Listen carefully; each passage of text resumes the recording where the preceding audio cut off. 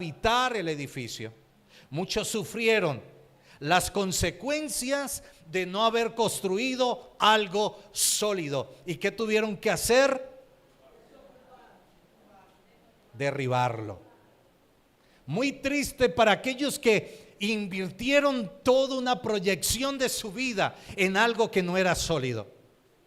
Nadie que cuando compra está pensando: venga, señor constructor, usted me puede pegar esa columna para yo mirar qué calibre de hierro tiene. Nadie piensa eso, ¿cierto? Porque está confiado que lo que está comprando está fundamentado. Amén. Pero yo quiero decirte que mis oraciones te bendicen, pero tú tienes que construir tu vida espiritual en algo sólido. Y que tu vida espiritual debe estar fundamentada en Jesucristo. Amén. Por bonita que sea la situación, por bonita que sea la experiencia, todo necesita bases sólidas. Amén. Y no de temor de meterle el mejor hierro. No le dé temor de meterle el mejor material, el mejor cemento. Porque hoy en día podemos encontrar tanto en el mercado, y muchas veces tratando de ahorrar cualquier peso será la consecuencia de algo más adelante. Todo inicio necesita de una buena inversión. Amén. Escuche bien, todo inicio necesita de una buena inversión. Usted en su vida espiritual necesita invertir en su vida espiritual.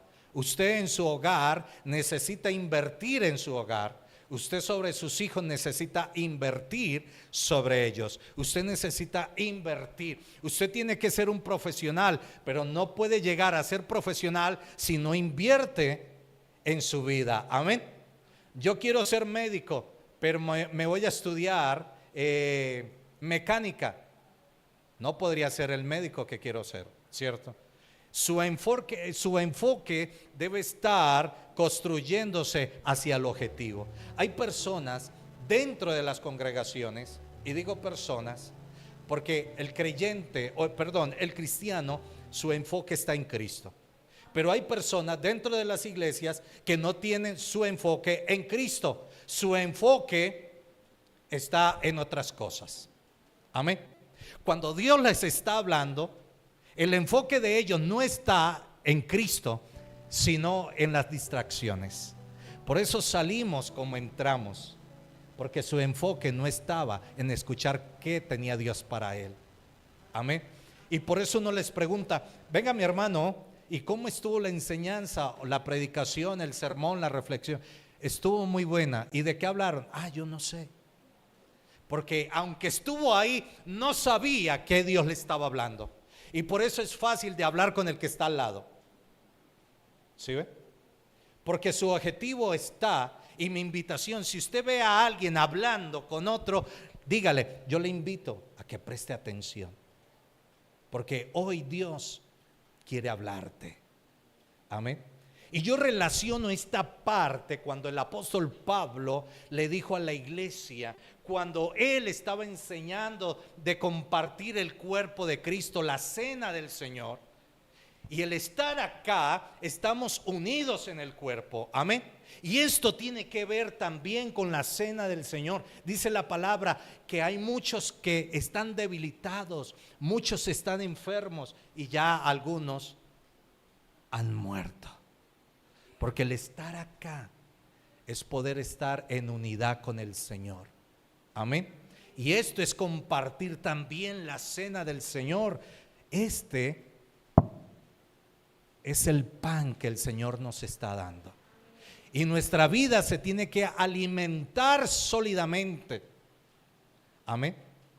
Como lo he dicho, los años del evangelio no hacen el evangélico más espiritual. Lo que nos hace espirituales es nuestra comunión con el Señor. Amén. Y cuando usted tiene una comunión en el Señor, sus años están dejando pisadas. Amén. No son los años en el evangelio, son nuestra comunión que hace la diferencia, marcando y dejando huellas para todo aquel que viene. Por eso nosotros, algunos creyentes, tenemos por modelos a otros cristianos que nos han enseñado, que nos han dejado huellas, que su caminar ha sido sólido con el Señor. Amén. Y hay otros que ni siquiera nos atrevemos a leer de ellos, porque no han marcado huellas, simplemente era un momento pasajero en sus vidas. Hay creyentes que pasaron y simplemente pasaron y no dejaron qué decir. Amén. Yo recuerdo las palabras de San Francisco de Asís, cuando leí un poco acerca de él, que le decía a sus seguidores o a sus discípulos: vayan, y si tienen que hablar, hablen. Porque nuestra vida debe ser más con hechos que de palabras.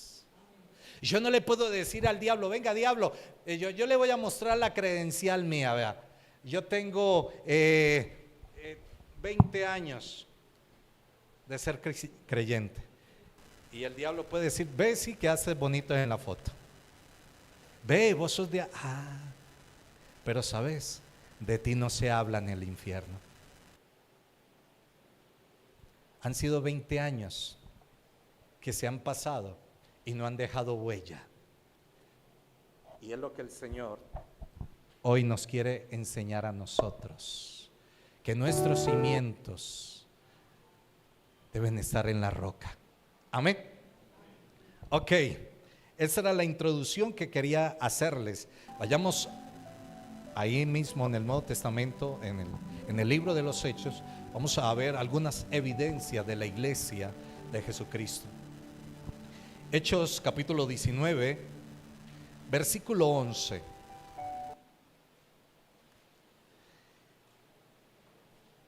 Versículo 11. Dice: y hacía Dios milagros extraordinarios. ¿Qué hacía Dios? Milagros extraordinarios. Quiero hacerte una pregunta. ¿Qué milagro ha hecho Dios extraordinario en ti? Y hacía Dios milagros extraordinarios por mano de Pablo, de tal manera que aún llevaban a los enfermos los paños o delantales de su cuerpo, y las enfermedades, se iba de ellos, y los espíritus malos salían. Pero algunos de los judíos, exorcistas, ambulantes, intentaron invocar el nombre del Señor Jesús sobre los que tenían espíritus malos, diciendo: os conjuro por Jesús, el que predica Pablo. Había 7 hijos de un tal Exeba, judío, jefe de los sacerdotes, que hacían esto. Pero respondiendo el espíritu malo dijo a Jesús: dijo: a Jesús conozco y sé quién es Pablo, pero vosotros ¿quiénes sois? Y el hombre en quien estaba el espíritu malo, saltando sobre ellos y dominándolos, pudo más que ellos, de tal manera que huyeron de aquella casa desnudos y heridos. Y esto fue notorio a todos los que habitaban en Éfeso, así judíos como griegos, y tuvieron temor todos ellos, y eran magnificado el nombre del Señor Jesús. Y muchos de los que habían creído venían confesando y dando cuenta de sus hechos. Asimismo, muchos de los que habían practicado la magia trajeron los libros y los quemaron delante de todos, y hecha la cuenta de su precio, hallaron que era 50,000 piezas de plata. Así crecían y prevalecían poderosamente en la palabra del Señor.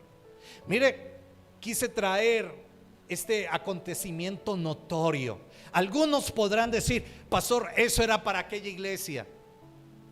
¿Y aquella iglesia a quién adoraban? A Dios. Amén.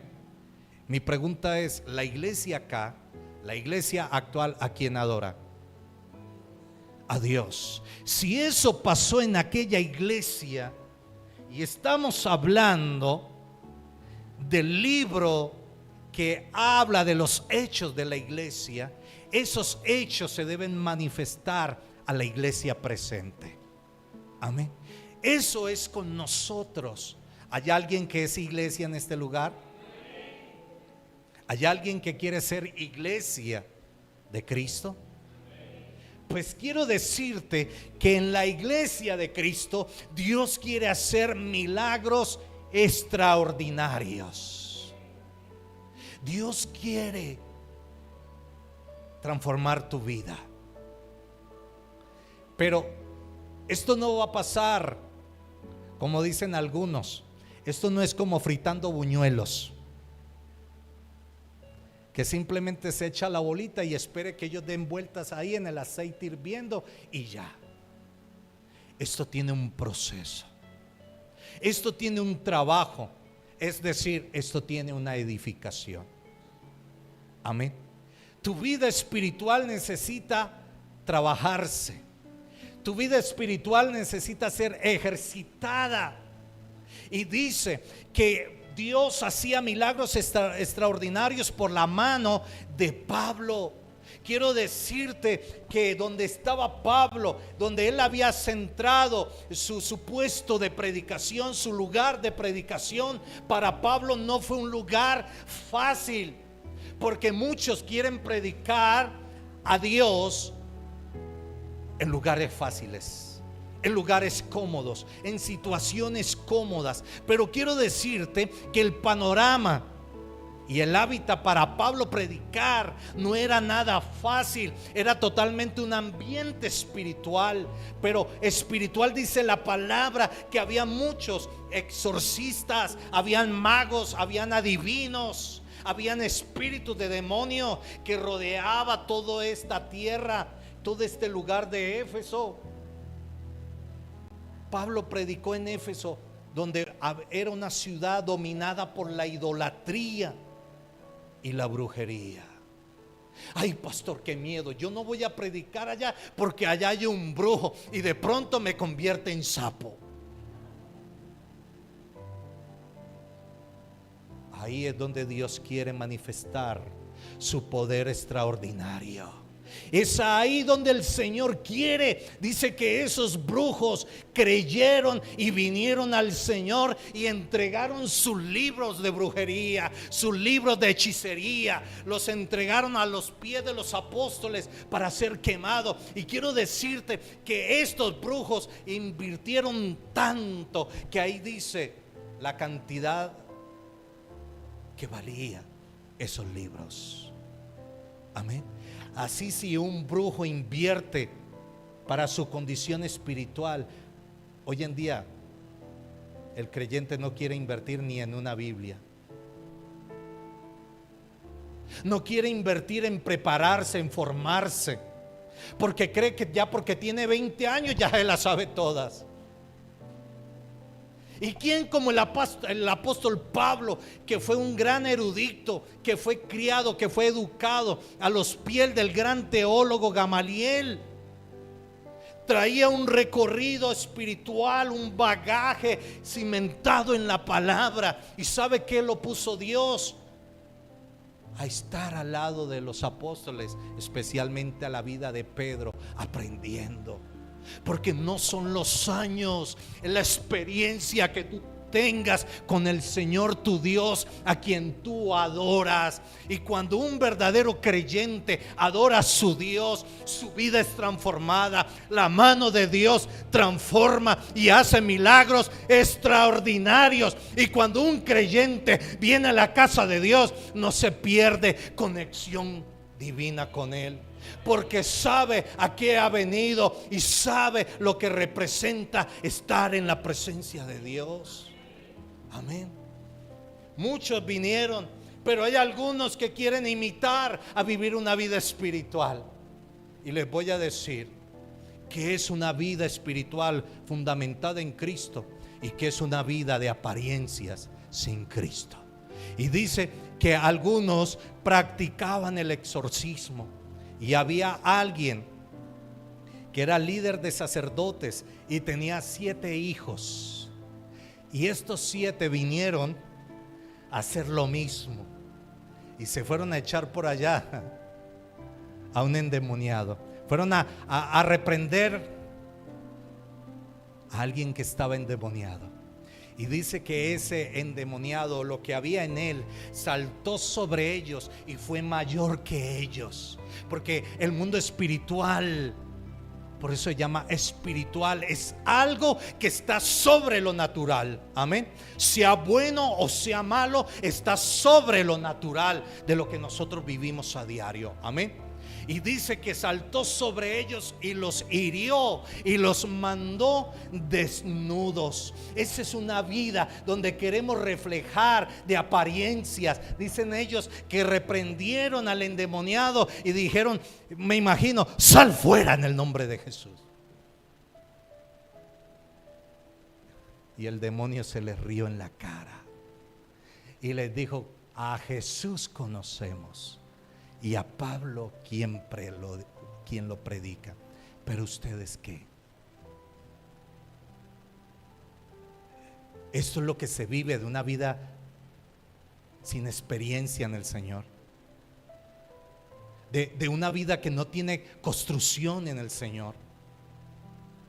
Algún día nos vamos a dar de cuenta si nosotros edificamos en Cristo o todo lo que estamos haciendo estaba fuera de Cristo. Estos 7 hijos de sacerdote se dieron de cuenta que no es simplemente decir en el nombre de Jesús sal fuera, y tuvieron una evidencia clara que los golpeó y los dejó casi como muertos y desnudos, y todos los que estaban ahí observaron esto. Algunos se rieron de ellos, pero otros reflexionaron y vinieron a Jesús y recibieron a Jesús, y sus vidas fueron transformadas por la palabra de Dios. Yo pregunto, ¿a qué vienes tú a la iglesia? ¿O a qué vienes tú al lugar de reunión donde se reúne la iglesia? ¿A qué vienes? ¿A qué vienes, amada iglesia? ¿Vienes a edificar sobre la roca cuando vengan las lluvias, los vientos, los ríos y todo pretende destruir? Tú estás cimentado y tú puedes mirar al cielo, y aunque Él me matara, en Él esperaré. ¿O simplemente sales corriendo buscando a dónde refugiarte? Porque aquellos que construyen en Cristo no aguardan temor, saben confiar. Y aunque el día sea oscuro, podrán decir, yo sé que el Señor hará alumbrar algo nuevo en esto. Yo sé, Señor, que este panorama tú lo vas a cambiar. Yo sé, Señor, que esta situación es para enseñarme algo. Eso lo piensa el que se fundamenta en Cristo. Pero el que no, se vive lamentando, se vive dando golpes de pecho, se vive quejando y posiblemente vuelve atrás, porque su semilla no fue fundamentada. Y es ahí donde Pablo dice, por eso hay muchos enfermos y debilitados entre nosotros, y ya unos han partido. Mis hermanos, más allá de la cena del Señor es tomar el pedazo de pan y de la copa. Por ende son símbolos, pero la verdadera comunión habla de una unidad perfecta en Cristo. Cuando yo me hago uno, pregunto yo, ¿todavía tienes el primer amor? ¿Todavía sientes la pasión para venir a buscar a Cristo? ¿Todavía, sin importar que haya que madrugar, lo haces? Y con más devoción, con más entrega, porque tu vida está cimentada en Cristo y sabes que necesitas respirar y que Él es el aliento de tu vida. Porque los que son del Espíritu son llevados y controlados en su amor. Por eso Dios hacía milagros extraordinarios. Lleva 20 años y no ha pasado algo extraordinario en tu vida. ¿Y sabe qué es lo extraordinario que debe pasar en nuestra vida? ser rendidos totalmente a Dios, ser entregados totalmente a Dios, morir a diario a nuestra vida, morir a diario a nuestro ego.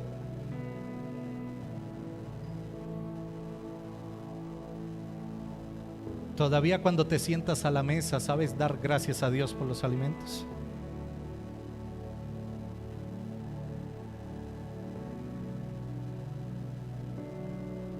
¿Todavía sabes reconocer que ha sido Dios que lo ha provisto? ¿Que fue Dios que te dio ese sustento? ¿Todavía cuando vas a la cama sabes y te acuerdas que hay que darle gracias a Dios por algo? Que a pesar del día tan difícil que tuviste, pudiste pasar de eso y no moriste en el intento, sino que el brazo de Jehová te sostuvo en medio de la adversidad. Eso es lo extraordinario que debe pasar en nuestra vida. Lo extraordinario era que esas vidas venían y se entregaban totalmente a Dios, como aquellos hechiceros y brujos venían y entregaban todo lo que era importante en ellos a los pies de los apóstoles, sin importar cuánto le costó, sin importar, porque querían edificar para vida eterna. ¿Tú estás edificando para algo terrenal o estás edificando para vida eterna? ¿Y sabe qué es lo peligroso en este caminar? Que nadie sabe la hora ni el día. Ay,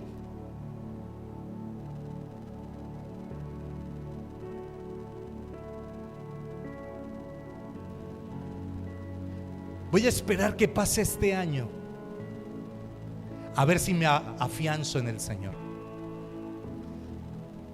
Nadie sabe ni el día ni la hora. Velá.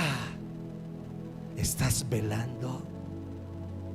¿Estás construyendo?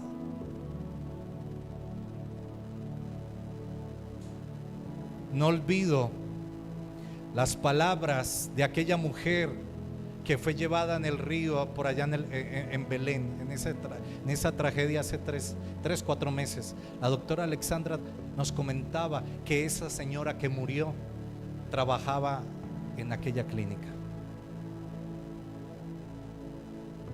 Y le dijo a sus padres: yo voy a entrar a mi cuarto con mi niño, voy a guardarme ahí. Y dice que la tragedia, la avalancha pasó fue por ahí. Nadie tiene asegurado ni comprado nada. Solamente la vida está segura cuando está en Cristo Jesús. Nadie sabe ni la hora, ni el día, ni el mes, ni el año, si será de día o de noche, si será durmiendo o trabajando. Nadie sabe nada. Pero algo sí sabemos, que Él dijo: si me oyes, edifica, construye sobre la roca. Inquebrantables en un mundo cambiante. Amén.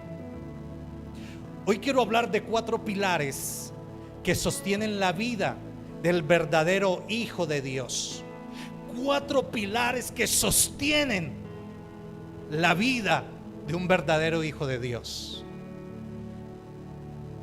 Y vamos a hablar de ellos: la presencia de Dios, la sabiduría de Dios, la unción del Espíritu Santo y la dirección del Espíritu Santo. La presencia de Dios, porque sin presencia no hay nada. Y habiendo presencia, necesitamos sabiduría, la unción del Espíritu Santo y la dirección del Espíritu Santo. Miremos Éxodo capítulo 33.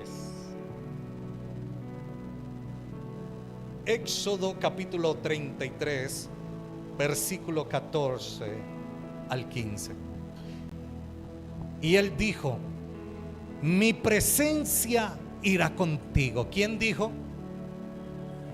Dios. Y él dijo: mi presencia irá contigo y te dará descanso. ¿Qué promete Dios? Presencia. Y cuando hay presencia hay descanso. Tal vez tú estás en una quiebra, tal vez tú estás en un proceso de divorcio, tal vez tú estás pasando un duelo, pero él dijo: mi presencia irá contigo y te dará descanso. Y te dará descanso. Y Moisés respondió: si tu presencia no ha de ir conmigo, no nos saques de aquí. Ay, el que conoce presencia sabe lo vital que es. Amén. Cuando usted se relaciona, usted ya no podrá vivir sin él. Ay, alguien diga amén. Cuando usted se relaciona, cuando usted ha gustado del sabor de su presencia, usted anhela todos los días fervientemente estar en él. Y usted se convierte en un apasionado.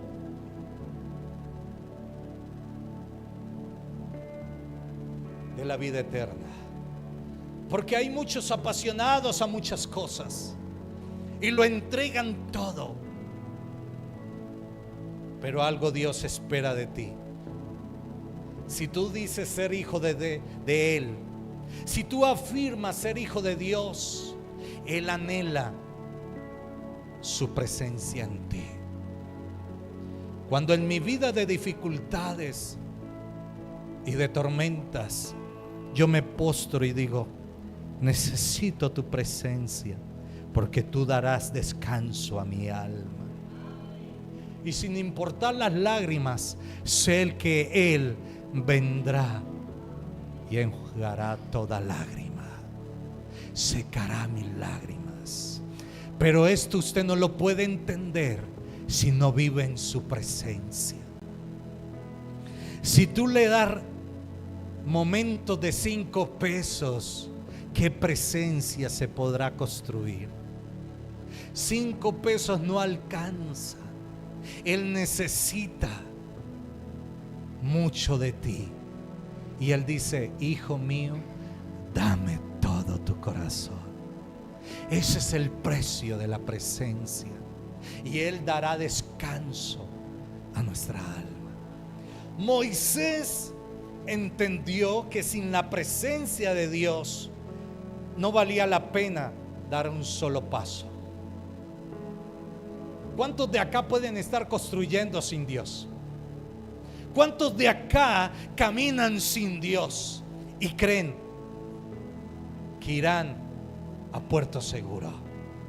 Hay caminos que para el hombre parecen bien, pero son caminos de muerte. Aunque usted venga a una congregación evangélica o cristiana, no quiere decir que usted esté caminando en la presencia de Dios. Este lugar no hace a nadie más santo que a otro. En este lugar se congregan los santos, los hijos del Señor. Amén. ¿Cuánto oras? No marca la diferencia. ¿Cuánto das de ti a Dios? Es lo que marca la diferencia. ¿Cuánto te rindes a Dios? Eso hará la diferencia. ¿Cuántos llevan tiempo congregándose y no conocen la voluntad de Dios? Porque no habitan en Él, porque todos los días se paran sin contar con su presencia. Por eso Moisés, escuchando a Dios, este contexto dice que Dios estaba cansado del pueblo, que todo lo que hacía el pueblo había ocasionado a Dios ira. Hay cosas en nosotros que ocasionan ira de Dios, y Dios se cansa. Y Dios dijo a Moisés: yo los llevaré al lugar que les prometí, porque cuando Dios promete algo, lo cumple. Lo que el hombre promete no lo cumple. Lo que Dios promete, Dios lo cumple. Y Dios dijo: pero yo enviaré un ángel y Él los guiará a la tierra prometida. Porque no sea que yendo yo, el pueblo me canse y yo determine acabarlos. Y cuando Moisés escuchó esto, dijo: si tu presencia no va conmigo, no me saques de este lugar. Yo no sé cómo hay creyentes que caminan sin la presencia de Dios. Yo no sé cómo hay creyentes que dan un paso sin estar en Dios. No sé a qué están jugando y sobre qué están edificando, pero yo te aseguro, a toda edificación van a llegar las lluvias. A toda edificación le van a llegar los vientos. Tú tienes una visión, tú tienes un proyecto, los precios van a variar. El que te había dado crédito va a llegar el día que te va a decir: ya no te puedo dar crédito. El que confiaba en ti va a decir: ya no puedo seguir ayudándote. Van a venir los vientos sobre la visión. Van a venir los ríos tratando de opacar lo que tú has comenzado a hacer. Pero ahí es donde se conoce cómo está la edificación. Ahí es donde se conoce tu corazón a quién le pertenece, si a las circunstancias o a Dios. Y Jesús dijo: y todo esto pasó y la casa siguió firme porque estaba sobre la roca. Mi pregunta es: ¿tu corazón está sobre la roca? Para estar sobre la roca necesitamos la presencia de Dios. Primera carta a los Corintios 3, versículo 16. Entendamos lo que nos dice la palabra, mis queridos hermanos. Dice: ¿no sabéis que sois templo de Dios y que el Espíritu de Dios mora en vosotros? ¿Qué sos vosotros? Ustedes, iglesia, ¿qué son? El templo del Espíritu Santo. Pero déjeme decirle que el Espíritu podrá moverse en presencia. Pero si usted busca al Señor cada mes, cada 2 meses, ¿podrá el Señor moverse ahí? Esas son las oraciones de 5 pesos que yo llamo, porque Él lo merece todo. Él lo dio todo, sin reserva. Él quiere todo de ti. Y Él te ha dicho: hijo mío, dame todo tu corazón. Nuestro cuerpo necesita vivir en santidad. Somos el templo del Espíritu Santo, lugar donde Dios quiere moverse. Y me atrevo a decirlo a través de la palabra: en aquel que no ha pasado nada extraordinario de Dios, es porque nunca se ha relacionado con Dios. Que aunque ha venido a una iglesia, aunque se ha congregado, su vida sigue igual, porque no ha tenido un encuentro personal con Dios. Aquel hombre vino y levantó sus manos y dijo: te doy gracias porque ayuno. ¿Cuántas veces a la semana? Porque doy diezmos, doy ofrendas. Y hace un listado y luego mira a aquel y dice: y te doy gracias porque no soy como estos hombres. Pero aquel que ni siquiera era capaz de levantar sus manos y tal vez la cabeza la tenía declinada al piso, le decía: ten piedad de mí que soy un pecador. El que conoce presencia respeta la santidad soberana. Aquel no se atrevía a levantar su cabeza, pero el otro estaba dando honor supuestamente de una espiritualidad que tenía. Y quiero preguntarte: ¿cuál oración habrá escuchado Dios? ¿Aquel que se creía muy espiritual o aquel que sentía la necesidad de la misericordia y el perdón de Dios? Hay 2 clases de creyentes: el que reconoce la santidad y quiere vivir, o aquel que reconoce que es más espiritual y que es diferente a todos los demás. Quiero decirte algo doctrinal. En el antiguo pacto, la presencia de Dios se manifestaba en lugares y momentos específicos. En el nuevo pacto, que es en el cual la iglesia vive, habita en nosotros por el Espíritu Santo. Antes, Dios habitaba en lugares específicos y en momentos específicos. Ahora, en Cristo, quiere habitar en nosotros y permanentemente en nosotros. ¿Sabe qué provoca la presencia de Dios? Una vida de oración. La presencia de Dios despierta una vida de oración. A nosotros nos hablan de oración, y el que vive en presencia ama estar ahí, añora estar ahí. Por eso Jesús, cuando vino de su tiempo de oración, exhortó a sus discípulos y les dijo: ¿acaso no habéis podido haber orado al menos una hora? Dios reclama de nosotros oración. Dios reclama de nosotros comunión, porque Él quiere moverse, porque Él quiere hacer cosas extraordinarias en nuestra vida. ¿Y sabe qué es lo extraordinario? Que podamos decir como Juan el Bautista: estoy muriendo y Él está creciendo en mí. Que usted cada día puede crucificar y llevar sus obras a la cruz de Cristo. Esto es presencia de Dios.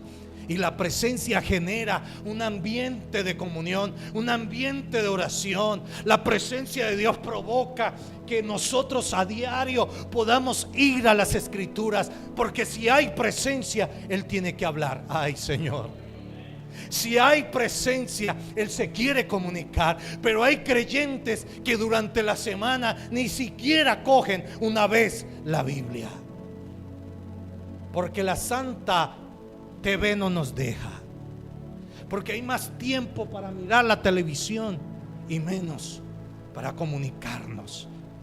¿Y por qué pasa esto? Porque ese pilar llamado presencia no es un hábito en nosotros, porque no nos relacionamos con lo espiritual, porque no hay comunión. Y si no hay comunión, no hay naturaleza nueva, sino una vieja condición que está rigida aquí, a esas cosas anteriores de nosotros. Y por eso volvemos atrás. Y por eso necesitamos que estén orando por nosotros. Con todo respeto lo digo. Y por eso necesitamos que nos estén llamando, nos estén impulsando, porque no hay una presencia. Si hay una presencia, somos los que estamos en la primera fila. Somos los que nos apresuramos para tener comunión. Por eso alguien en la Biblia llamado David dijo: yo me alegré con los que me decían: a la casa de Jehová iremos, porque mejor es un día en su presencia que 1000 fuera de ellos. Y otros quieren vivir afuera que adentro de su presencia.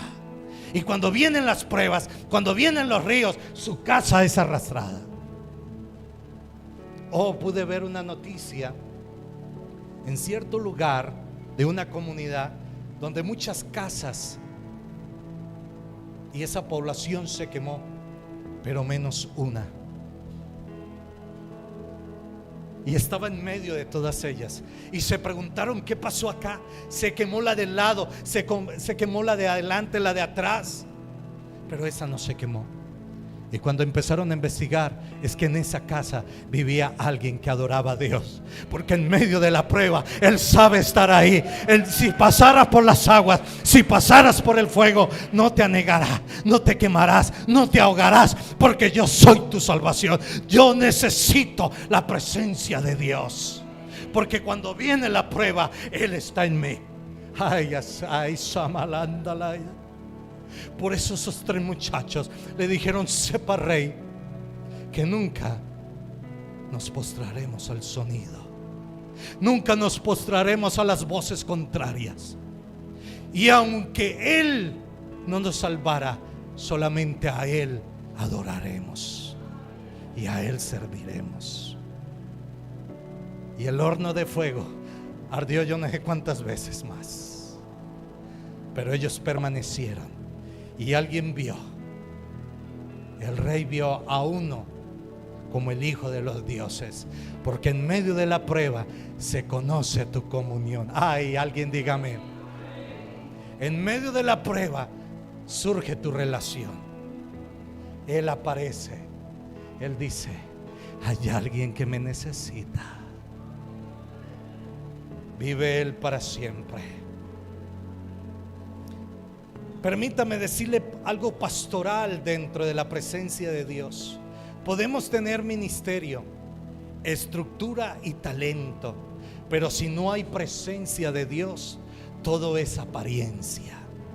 Los demonios en Hechos 19 reconocieron a Jesús y a Pablo porque había evidencia de la presencia de Dios en él. Amén.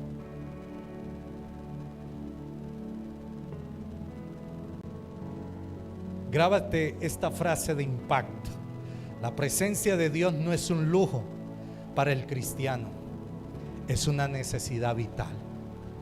La presencia de Dios no es un lujo, es algo vital para la vida del creyente. Amén. Y cada día se va a poner más oscuro. Cada vez la economía se va a apretar más, pero necesitamos a nuestro proveedor, porque así sea en medio de la escasez, Él enviará sus cuervos y habrá un arroyo para sustentar a aquel que vive en su presencia. Segundo pilar. Antes de pasar a este segundo pilar, no esperes que el culto del domingo sea para buscar a Dios.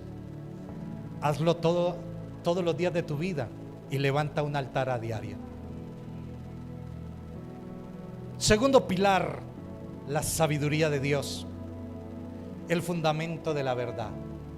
El primero es el fundamento de lo esencial. Sin presencia no hay nada. Y habiendo presencia, ¿sabe por qué la presencia levanta en nosotros hábitos espirituales como la oración, el ayuno, la meditación de la palabra, el congregarnos? Porque hay una presencia. Amén. Y necesitamos relacionarnos con esa presencia. Cuando nos vamos apartando es porque la presencia de Dios la hemos desechado. Él no se va así nomás. Él se va cuando resistimos su presencia. Pastor, ¿y cómo resistimos? Pablo lo dijo: no apaguéis el espíritu, no resistáis al espíritu y no apaguéis la llama del espíritu. Cuando estas cosas tan fundamentales en la presencia de Dios ya no están, Él es todo un caballero y Él se hace a un lado para que tú sigas tu propia vida. Y en ocasiones más fuertes, el mismo Dios nos entrega a nuestras propias concupiscencias. ¿Quieres vivir así? Hazlo.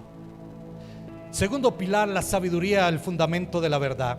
Proverbio 1:7 dice: el principio de la sabiduría es el temor a Jehová.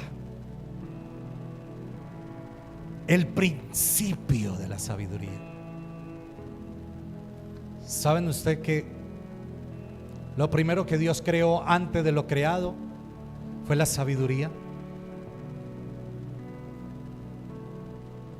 ¿Y cuántos creyentes hoy en día son faltos de sabiduría?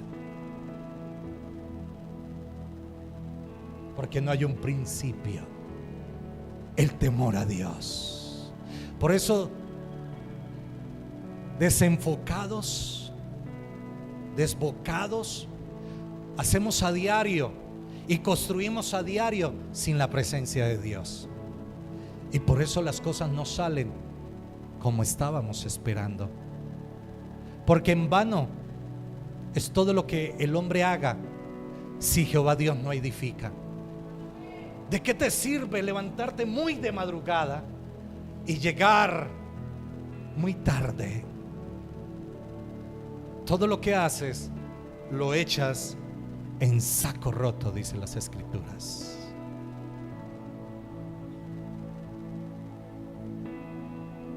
Pastor, ¿cómo conocer un verdadero cristiano? Mira los hábitos. Los hábitos hablan de ese verdadero creyente. A mí me gusta el Nacional y respeto los que son hinchas del Medellín. Oro por ellos para que les vaya bien. Tengo grandes amigos que son hinchas del Medellín.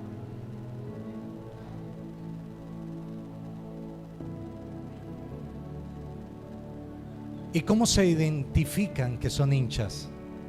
Por lo mínimo, una camiseta tienen. Debería ser lo mínimo, ¿no? Porque alguien que diga, yo soy hincha del Medellín, sin camiseta, yo lo dudo. Yo lo dudo. Un cristiano sin el Espíritu no se llame cristiano. El Espíritu es el sello de la presencia de Dios. El hábito de temer a Dios es la facultad del rendimiento a Dios. Amén. El principio de la sabiduría es el temor a Jehová. Yo amo a Dios, pero en ocasiones he ofendido a Dios. En ocasiones he pecado contra Dios. En ocasiones he hecho lo malo ante los ojos de Dios. Y yo me he preguntado, si he amado a Dios, ¿por qué lo he hecho? Y un día Dios me respondió, porque todavía te falta el temor. Porque el principio de la sabiduría es el temor a Jehová. Tú puedes amarle, pero necesitas respetarle. Cuando tú respetas, tú entiendes y te identificas. Amén. Por eso es el pilar del fundamento de la verdad. Hace 8 días mencionábamos el libro de Crónicas, segundo libro de Crónicas, capítulo 1, y donde Dios se reveló a Salomón. Y Salomón entendió algo, porque Dios vino como promesa, porque había un pacto. Recuerden que en la antigüedad la presencia de Dios se mostraba en lugares específicos y en momentos específicos. Y estaba Salomón en el templo, y Dios se apareció en sueños, y Dios habló. Dile al que está a tu lado, cuando hay presencia, Dios habla. Cuando hay presencia, Dios se revela. Amén. Y Dios se reveló a Salomón, y Dios le dijo, ¿qué quieres que yo haga por ti? ¿Qué quieres que yo te dé? Cuando hay temor, hay acercamiento a la sabiduría. Y Salomón dijo, Señor, necesito sabiduría para guiar a este pueblo. Lo que tú necesitas en el ministerio es sabiduría. Lo que tú necesitas en tu familia es sabiduría. Lo que tú necesitas en tu empresa, en tu trabajo, es sabiduría. Y cuando hablamos de sabiduría, hablamos de temor a Dios. Amén. Y Dios le dijo, por cuanto no me pediste poder, ni riquezas, ni ejército, te daré todo esto. Porque Dios no tiene problema con bendecirnos. ¿Sabe quiénes son los verdaderos bendecidos? Los que temen a Jehová Dios. Los que caminan en el temor, que antes de hacer algo van a Dios, consultan a Dios y esperan en Dios, sin importar que hayan pasado 7 días para adorar. Espera en Él, que Él hará. No importa cuánto lleves esperando, espera, porque Él es perfecto y Él llegará. Amén.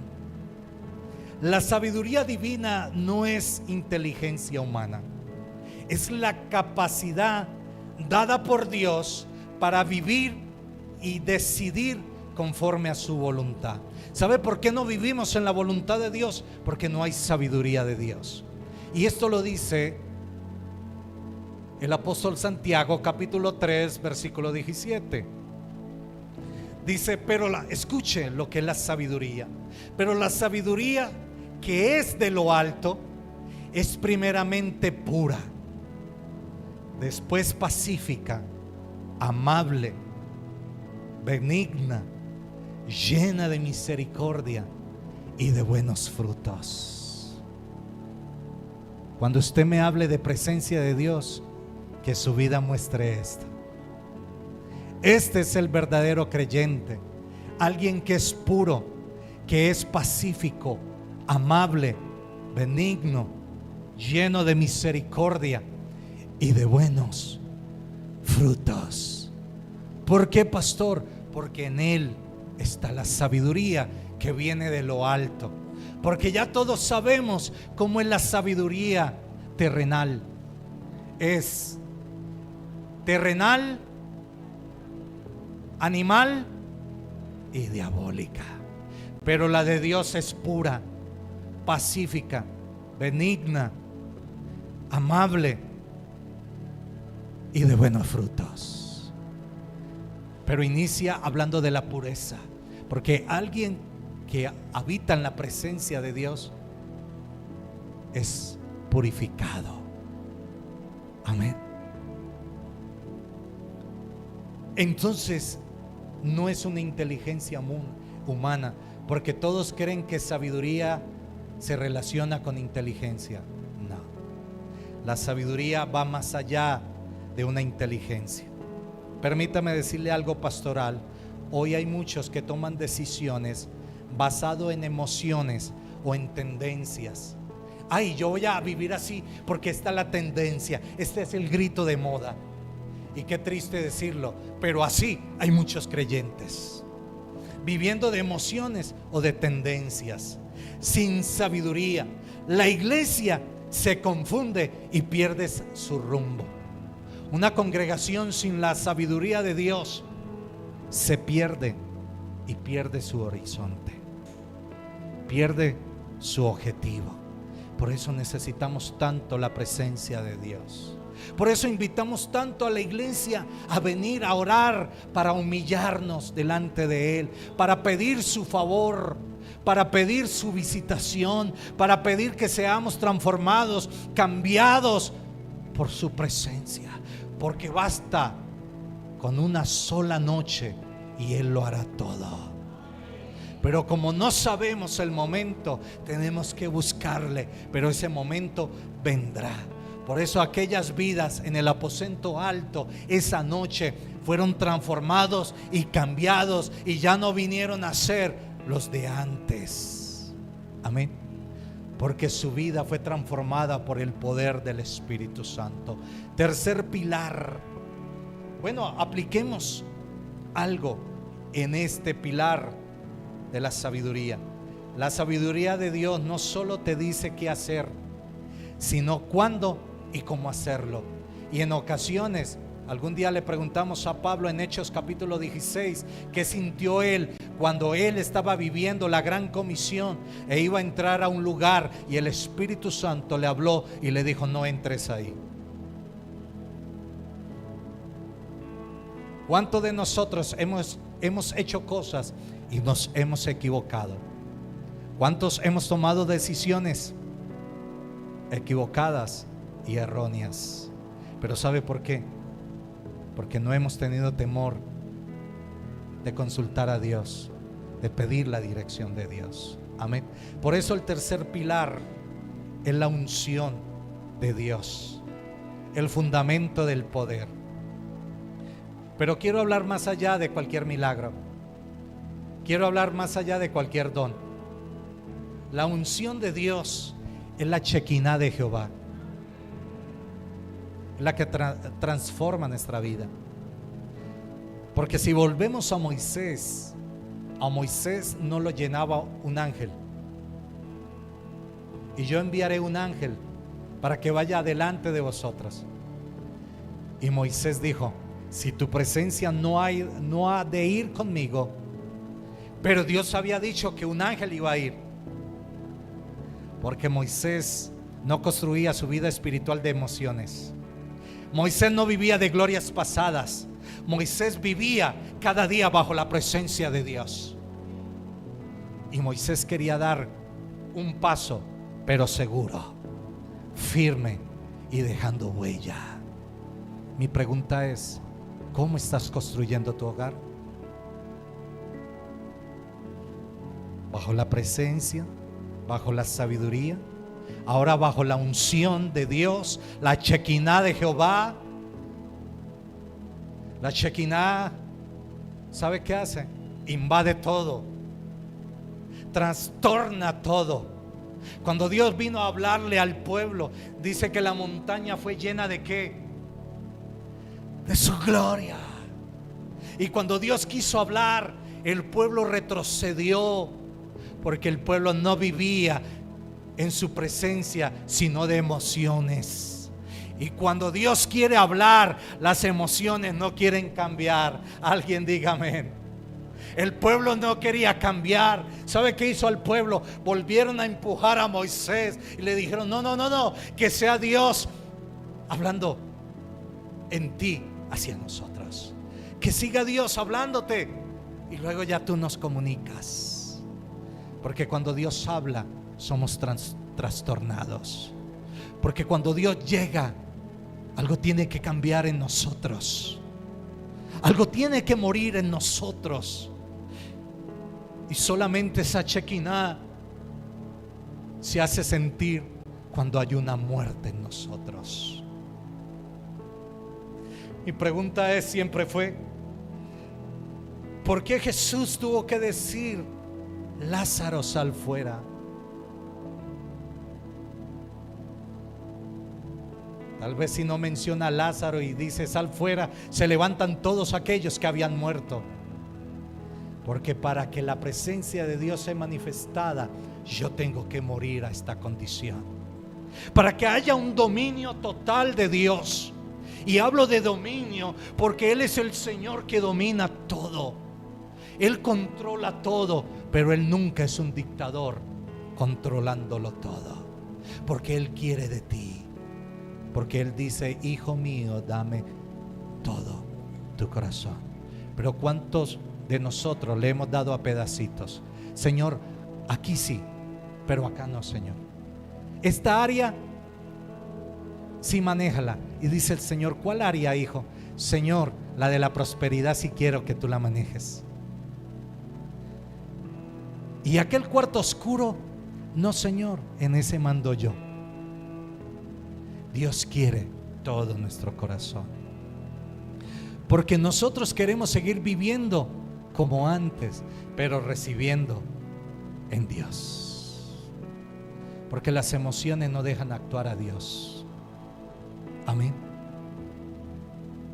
Para que esté la unción total de Dios, tiene que morir el fruto, tiene que morir la semilla. Amén. Primer libro de Samuel, capítulo 16, y quiero que usted entienda esto. Versículo 13 dice: y Samuel tomó el cuerno del aceite y lo ungió en medio de sus hermanos, y desde aquel día en adelante el Espíritu de Jehová vino sobre la vida de David, o vino sobre David. Se levantó luego Samuel y se volvió a Ramá. Desde aquel día David fue diferente. Mira, tienes que morir, tienes que renunciar. Por eso Jesús dijo a Nicodemo: hay que nacer de nuevo. La pregunta del millón: ¿cuántos han nacido de nuevo en este lugar?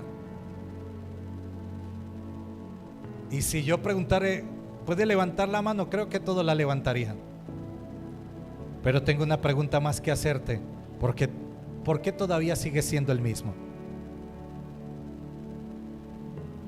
Es porque no hemos nacido de nuevo para ver el reino. Y para entrar en él hay que nacer del agua y del Espíritu. ¿Cuánto nos falta nacer del agua y del Espíritu? ¿Cuánto nos cuesta sujetarnos a la palabra de Dios, a los principios de Dios? Amén.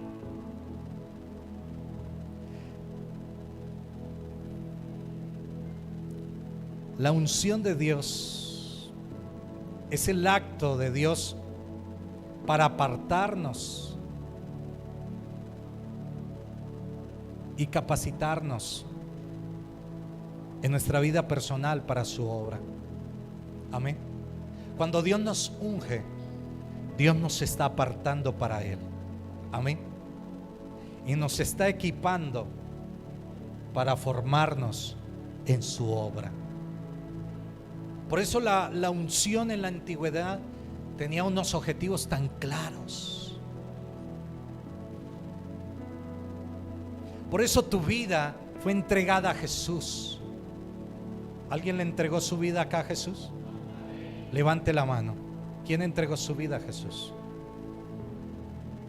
Pero ¿por qué todavía sigues siendo tú?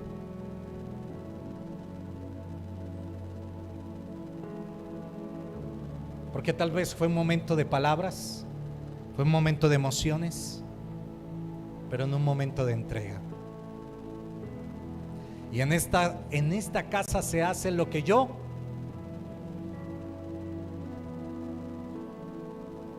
diga, ¿cierto? No nos dé temor en decirlo.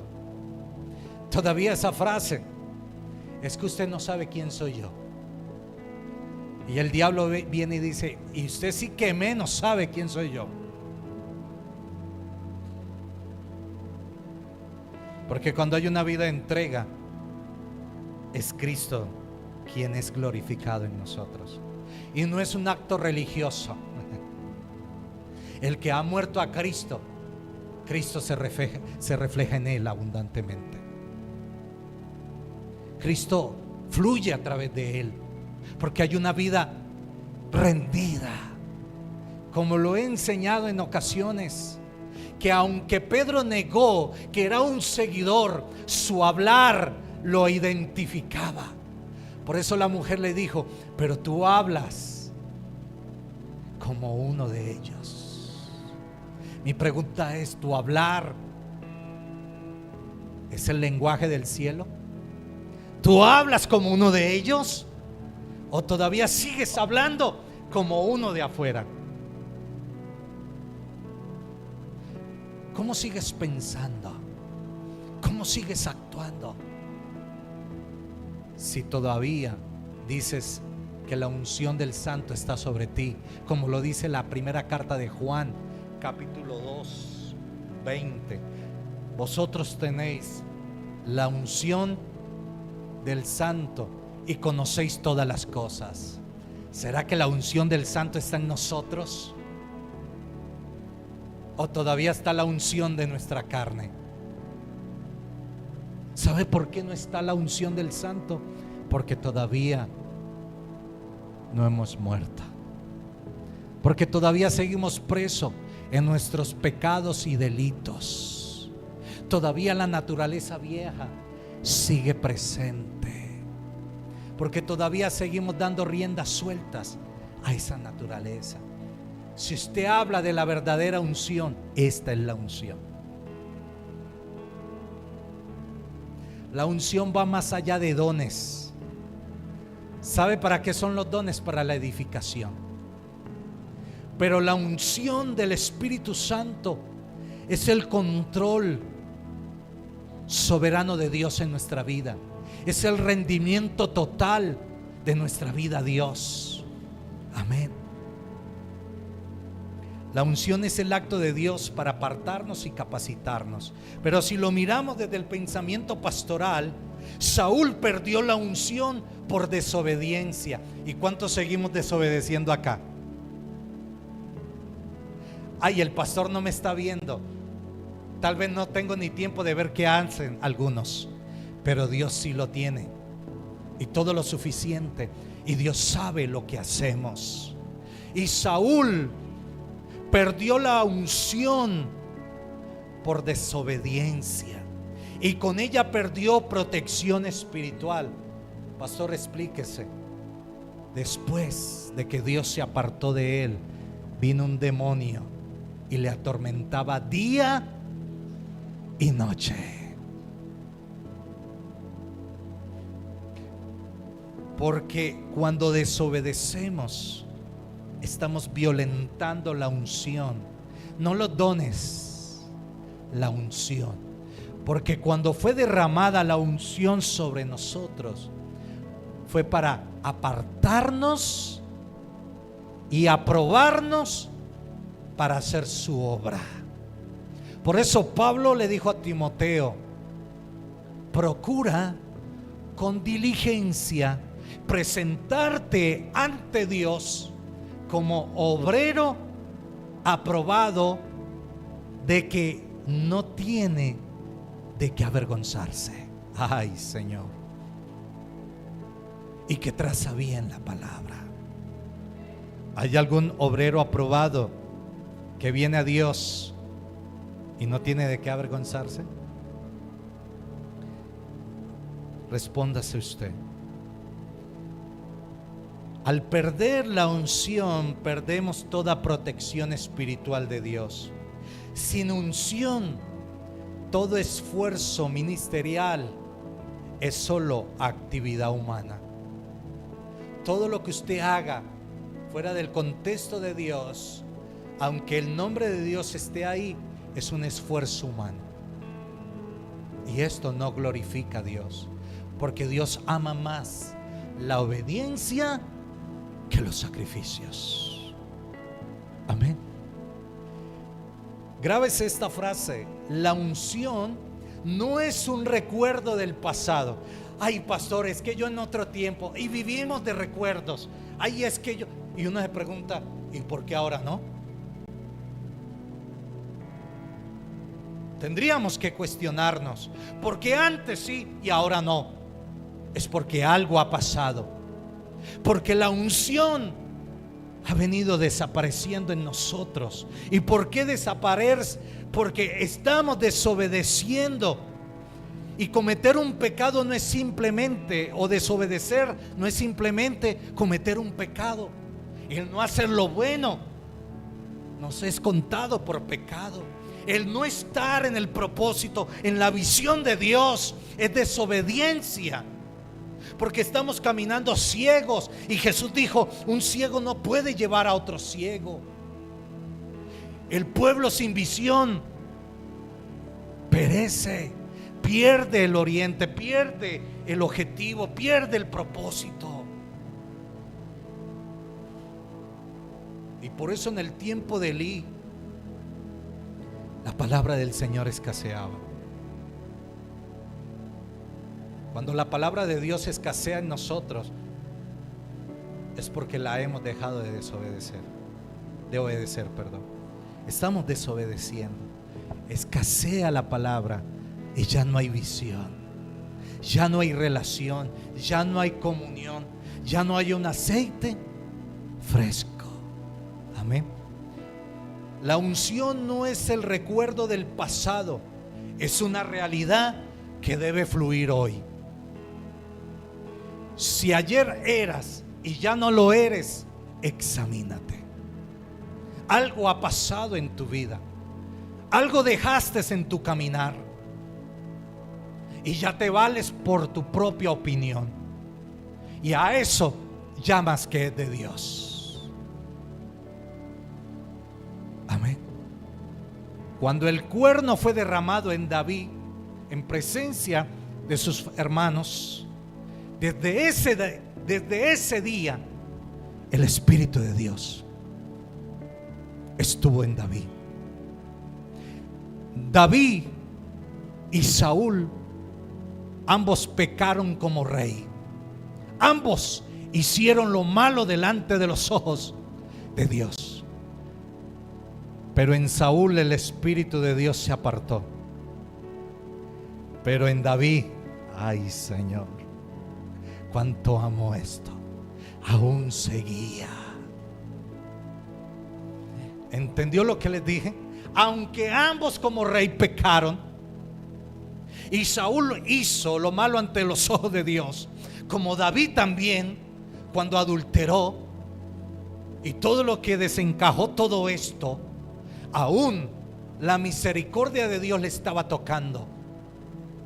Por eso cuando el profeta le confrontó, David se postró y David adoró. Porque lo único que nunca podemos perder es el adorar a Dios. El día que usted pierda la adoración, usted lo pierde todo. Y por eso todavía, que aunque David había olvidado su pecado y había pasado casi un año, la misericordia de Dios le tocaba. Y en Saúl el espíritu se apartó y vino un demonio y la atormentaba. Porque en la mente de Saúl nunca estuvo el adorar a Dios. Porque Saúl siempre buscó el vanagloriarse y que su nombre siempre estuviera en alto. Pero en David estaba grabado una frase en su corazón: y por causa de él yo me haré más vil. Y cuando usted reconoce y lo tiene tan presente en su corazón que el único grande es Dios, no importa cuántos errores y equivocaciones usted tenga, Él vendrá y le levantará de esa situación. Porque le necesitamos. Porque Dios dijo: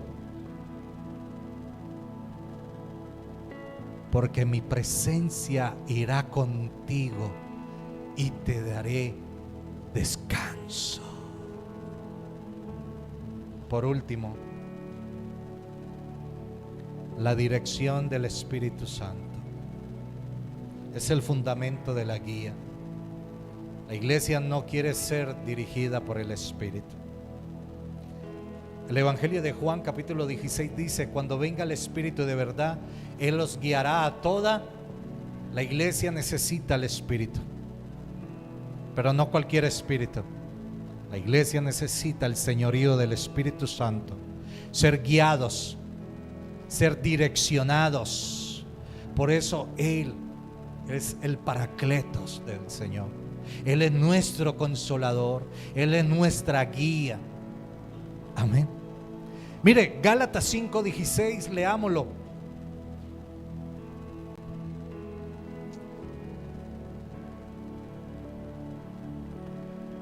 Digo pues, andad en el Espíritu y no satisfagáis los deseos de la carne. Tenemos que andar en el Espíritu. Por eso Pablo exhorta desde un comienzo: si sois guiados, si habláis en el Espíritu. Es la única forma de no satisfacer los deseos de nuestra carne, cuando andamos en el señorío del Espíritu. Porque su presencia está en nosotros, porque su sabiduría está en nosotros, porque fuimos apartados para el Señor. Ahora Él nos guía a toda verdad. Él nos recuerda las cosas y nos hará o nos mostrará lo que ha de venir. Por eso el apóstol Juan se dio a la tarea de hablar en el capítulo 14, capítulo 15, capítulo 16 de una forma tan profunda, y lo dedicó a hablar al Espíritu Santo de Dios. Como iglesia necesitamos volver a la naturaleza del Espíritu Santo, ser guiados. Cuando algo no está marchando bien en su casa, pida la dirección de Él, pida el control del Espíritu Santo. Ahora que veo rostros de padres y madres, ¿cuánto nos cuesta educar a nuestros pequeñitos? Es ahí donde Dios dice: necesitas mi Espíritu Santo. Necesitas la soberanía del Espíritu Santo, porque Él te guiará. porque cada palabra de Dios entra y perfora lo más profundo del alma. Amén. Lo necesitamos. El Espíritu Santo no solo nos muestra el camino, sino que camina con nosotros en él. Mira que Dios en un momento dijo: les enviaré el ángel, pero yo no voy. Pero cuando el Espíritu Santo está, Él nos muestra y nos acompaña. Salmo 91: el que habita el abrigo del Altísimo morará bajo la sombra del Omnipotente. Diré que diré esperanza mía y castillo mío. En conclusión, quiero hacer un llamado a sus corazones. Estos 4 fundamentos son inseparables. Ay, sí, quiero la presencia, pero no sabiduría. Todo lo de Dios trabaja en armonía y en unidad. Nosotros somos los que trabajamos en desacuerdos. Nosotros somos los que causamos división. Dios no. Dios trabaja en armonía. Dios trabaja en unidad, aún cuando nosotros no estamos de acuerdo. Entonces, grabemos esto en nuestro corazón. Sin presencia nos volvemos religiosos.